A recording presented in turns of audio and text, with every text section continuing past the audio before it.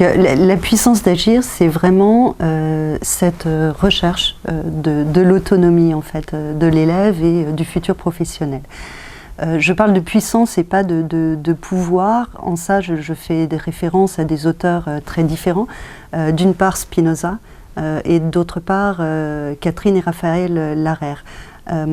Spinoza parce que il a été le premier à parler de la potentia, de la puissance qui est l'art non pas de la maîtrise mais du faire avec.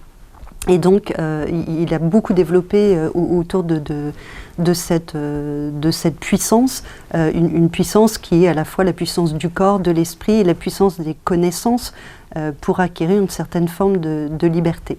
D'autre part, Spinoza est aussi très intéressant en matière agroécologique parce que il interroge en fait la différence entre la morale et l'éthique. On voit bien qu'en matière de bien-être animal, c'est intéressant.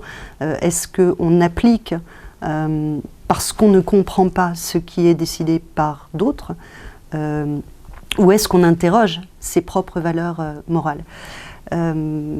Alors il est intéressant aussi en ce qu'il dit que la puissance, elle se développe dans les affects positifs et notamment dans le partage.